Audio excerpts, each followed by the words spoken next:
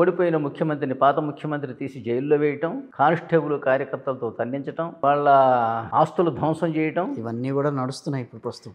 ఎక్కడ నిలబడిందండి? భారతదేశంలో చూస్తే మీకు కులానికి కులానికి పడదు, మతానికి మతానికి పడదు, రాష్ట్రానికి రాష్ట్రానికి పడదు, రాష్ట్రానికి కేంద్రానికి పడదు. ఇతర దేశస్తులు వచ్చి రోహింగ్యాలు ఇక్కడ స్థిర నివాసం ఏర్పరచుకోగలుగుతారు. కాశ్మీర్ దగ్గర పాకిస్తాన్ వాళ్ళు వచ్చేమో సైనికులు, సాక్షాత్తు సైనికుల్నే చంపేసి వెళ్ళిపోతుంటారు. ఇక మీకు అనేక రాష్ట్రాల్లో చూస్తే ఏమిటంటే మావోయిస్టులు పోలీసుల్ని అటాక్ చేస్తారు. ఇది లేదు కూడా. మీరు తగ్గినందుకు సంతోషపడుతున్నారా, మళ్ళీ కొద్ది రోజుల్లో పెరుగుతుందని నా భయపడుతున్నా మరి. ఓకే. అందువల్ల ఇది హెచ్చు తగ్గులే తప్పితే లేకుండా లేదు. ఓకే. అట్లాగే భాషకి గొడవ, ప్రాంతానికి ప్రాంతానికి గొడవ. ఈ భారతదేశంలో అంతులేని పేదరికం ఉంది. ఇందులోనే ఒక అమెరికా ఉంది, ఇందులోనే ఒక సోమాలియా కూడా ఉంది. అంటే పేదలు ధనికుల మధ్య అంతరాయం అనేది ఏంటంటే నిరంతరం అంతకంతకు పెరిగిపోతూ ఉన్నది. ఇవాళ మీరు ఊహిస్తారా, ఇవాళ మొఘలులు, బ్రిటిష్ వాళ్ళు గత చరిత్రలో ఎంత పరాయి వాళ్ళు, ఇక్కడ ఫ్రెంచ్ వాళ్ళు వచ్చి పరిపాలిస్తే అయ్యా చిత్తం అన్నాం, డచ్ వాళ్ళు వచ్చి పరిపాలన చేశారు, ఇంగ్లీష్ వాళ్ళు వచ్చి పరిపాలన చేశారు, అరబ్బులు వచ్చి పరిపాలన చేశారు. ఎవరు వచ్చినా సరే మనం సరెండర్ అయిపోతాం, కొద్దిసేపు ఏదో పోరాడి సరెండర్ అయిపోతాం. అందువల్ల భారతదేశం ఇవాళ ఏదో 3 పువ్వులు 6 కాయలుగా వికసిస్తున్నది అంటే చాలా అబద్ధం మాట అండి ఇది. భారతదేశ ప్రజలు, చదువుకున్న వాళ్ళు, భారతదేశంలో ఉండటానికి ఇష్టపడుతున్న వాళ్ళు ఎవ్వరూ లేరు. మీలాంటి వాళ్ళు, నాలాంటి వాళ్ళు మార్గం లేకుండా ఉండిపోయాం. అవకాశం వస్తే విడిచిపెట్టి అమెరికా వెళ్ళిపోవడానికి ప్రతి ఒక్కడు రెడీయే. అది కరెక్ట్. ఈ మాట మాత్రం చాలా కరెక్ట్ కనిపిస్తుంది. ఇక్కడ మీకు కొద్దిగా ముసలోళ్ళు ఇవాళ హ్యాపీగా కనపడుతున్నారు కదంటే అక్కడి నుంచి వెళ్ళి విన్నవాళ్ళు మీకు మళ్ళీ మనుషులు తిరిగిరారు, వాళ్ళ డబ్బు కూడా తిరిగిరాదండి. మనం కోల్పోయినట్టే, హ్యూమన్ రిసోర్స్ని కోల్పోయాం. అంతేగాని మనం అక్కడ ఏదో అద్దెకిచ్చాము, మళ్ళీ మన వస్తువు మనం వెనక్కి తెచ్చుకుంటామని లేదు, మన డబ్బు మనకి వెనక్కి వస్తుందని లేదు. మనం నుంచి అట్లా వెళ్ళిపోతున్నాం మనం. వాళ్ళు పాప ఏదో కొద్ది గొప్ప డబ్బులు తల్లిదండ్రుల కోసం పంపిస్తే ఒక ఇల్లు కొనుక్కోనో కారు కొనుక్కోనో వీళ్ళు హ్యాపీగా ఉన్నారు. దాన్ని చూపించి మనం మా దేశం ఎంత అభివృద్ధి చెందిందో చూసావా అంటే ఆత్మవంచన. ఇప్పుడు ఇవాళ మనం అమెరికాను ప్రపంచం అంతా తిరిగేమో, రండి మా దగ్గరికి వచ్చి ఇండస్ట్రీస్ పెట్టుకుంటే మీకు భూములు ఫ్రీగా ఇస్తాం అని ఒక్కొక్క రాష్ట్రం పోటీ పడి అక్కడికి పోయి మనం బెచ్చమెత్తుకుంటున్నాం. వాళ్ళు వస్తే భూములు అంతో ఇంతో ఇస్తున్నాం, వాళ్ళు 50 అంతస్తుల బిల్డింగ్ కడతారు. మరి వాళ్ళకి సౌకర్యాలు ఇవ్వాలంటే వాళ్ళ కోసం పవర్ ఇవ్వాలి, ప్రొడ్యూస్ చేసా లేకపోతే కొనా ఏదైనా ఇవ్వాల్సిందే. వాళ్ళ కోసం 100-150 ఫీట్ల అడుగులు రోడ్లు వేయాల్సిందే. మరి వాళ్ళ పెద్ద పెద్ద బెంజీ BMW కార్లు అక్కడ తిరగవలసిందే.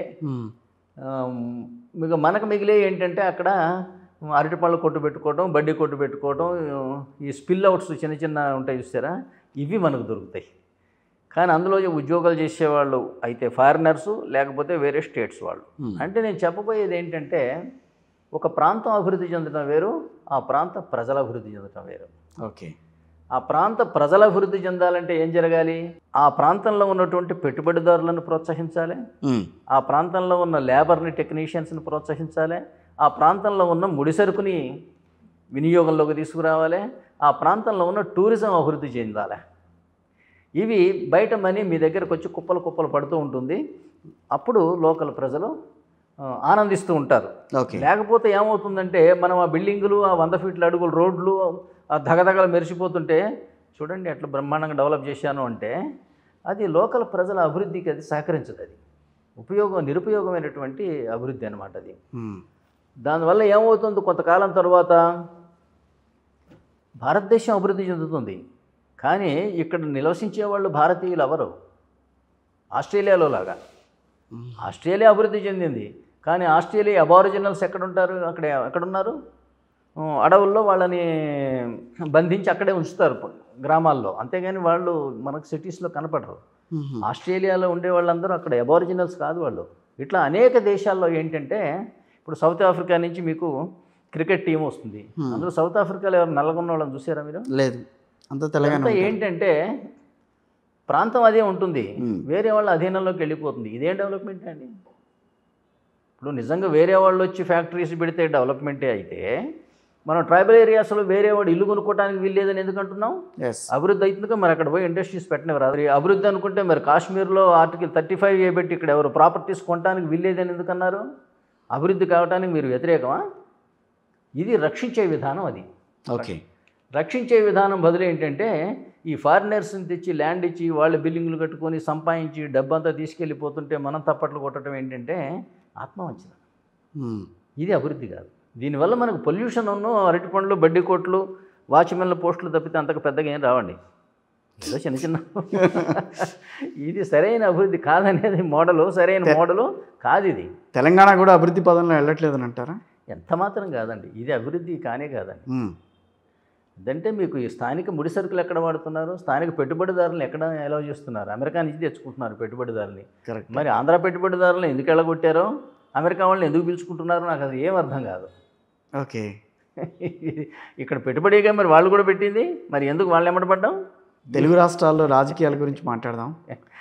మీరు ఈ ఆకాశం భూమి కింద మధ్యలో ఉండేది మీ ఇష్టం వచ్చింది అడగచ్చు. నా చేతనైంది చెప్తా. రేవంత్ రెడ్డి గవర్నమెంట్ మీద మీ అభిప్రాయం ఏంటి? అసలు ఫస్ట్ ఆఫ్ ఆల్ ఏమో ఇవన్నీ గవర్నమెంట్లు కాదండి, గ్యాంగులేనండి. నేను చెప్పాను కదా, మెజారిటీ వస్తే ముఖ్యమంత్రి అంటే మెజారిటీ గ్యాంగే. ఇవి మీ ఇష్టం వచ్చినట్టు రాష్ట్రాన్ని డీల్ చేసే అవకాశం ఉంది. అందువల్ల ఏంటంటే ఆ వ్యవస్థను గురించి మాట్లాడకుండా మీరు రేవంత్ రెడ్డి గారు ఈ వ్యవస్థను ఇంతవరకు మాట్లాడతా. రేవంత్ రెడ్డి గారు అవుట్లుక్ ఏమో చాలా బాగుందండి.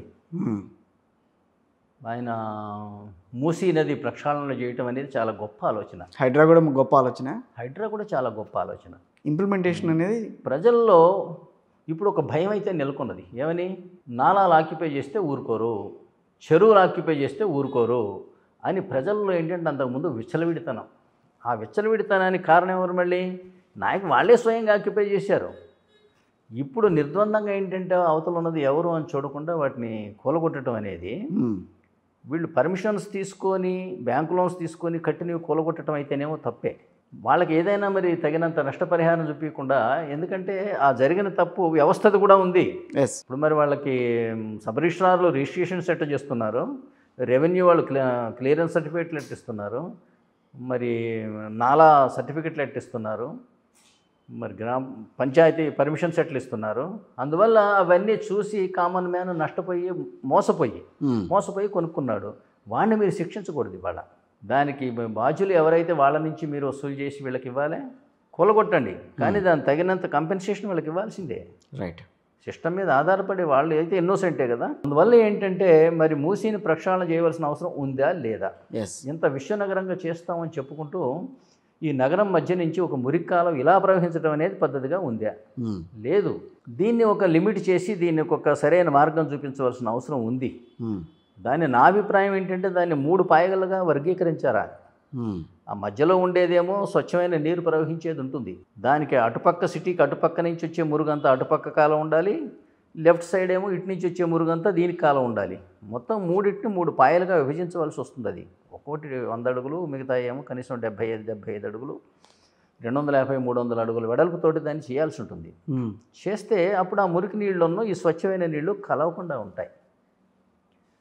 తర్వాత ఈ మురికి నీరు పోయే దాని మీద ఏంటంటే వీలైనంత వరకు చాలా వరకు స్లాబ్ కూడా వేయాలి. ఇది అవసరం. లేకపోతే ఇప్పుడు అక్కడ పేద ప్రజలు మరి బ్రతుకుతున్నారు. అంతకన్నా గతి లేక వాళ్ళంతా ఎవరయ్యా అంటే వీధి బిలో పావర్టీనే కాదండి, వాళ్ళు ఊళ్ళోనే ఉండాలి. ఎందుకంటే ఆ వీధి పక్కన అవి ఇవి వస్తువులు వాళ్ళు అమ్ముకుంటూ ఉంటారు. చీపిరి కట్టలనే లేకపోతే బొమ్మలనే అవి ఇవి అమ్ముతూ ఉంటారు. కుండల రకరకాల నగిషి వస్తువులు అమ్ముకుంటూ ఉంటారు. వాళ్ళని తీసుకెళ్ళి ఊరు బయట 30 కిలోమీటర్ల దూరంలో వాళ్ళకి ఇల్లు ఇస్తేనేమో వాళ్ళకి వ్యవహారం నడవదు. ఇప్పుడు ఎట్లాగో మీరు ప్రజలకి ఇళ్ల సైట్లు ఇవ్వటం, లేకపోతే ఇళ్ళు కట్టించి ఇవ్వటం అనేది ప్రభుత్వ బాధ్యత కింద మనం గొప్పగా చెప్పుకుంటున్నాం కదా. అది మిగతా అందరికన్నా ముందు వీళ్ళకి ఇవ్వండి. మూసీ ఎవరైతే డిస్ప్లేస్ అవుతూ ఉంటారో వాళ్ళకి ముందు డబుల్ బెడ్రూమ్ ఇళ్ళు కట్టించి ఇవ్వండి. కావాలంటే మూసీ నది ఒడ్డునే మల్టిపుల్ ఫ్లోర్స్ కట్టించి ఇవ్వండి. వాళ్ళని అకామిడేట్ చేయవలసిన బాధ్యత ప్రభుత్వానికి ఉంది. అట్లాగే మూసీ నదిని ప్రక్షాళన చేయవలసిన అవసరం ఉంది. అట్లాగే చెరువులు నాలాలు ఆక్యుపై చేసి కట్టిన నిర్మాణాలను తొలగించవలసిన అవసరం ఉంది. అవి లేకపోతే ఏమవుతుందంటే మీకు, కానీ ఇన్నాళ్ళుగా చేయని వర్క్ని ఇవాళ ఈయన వచ్చి నేను చేస్తానని అనటం అనేది కొంచెం అందరూ ఆలోచిస్తుంది. ఇన్నాళ్ళుగా జరిగిన అవినీతి జరిగినప్పుడు కామ్గా ఉన్న రాజకీయ నాయకులు, అధికారులు కానీ వాళ్ళకు ఒక్కరోజుగా ముందు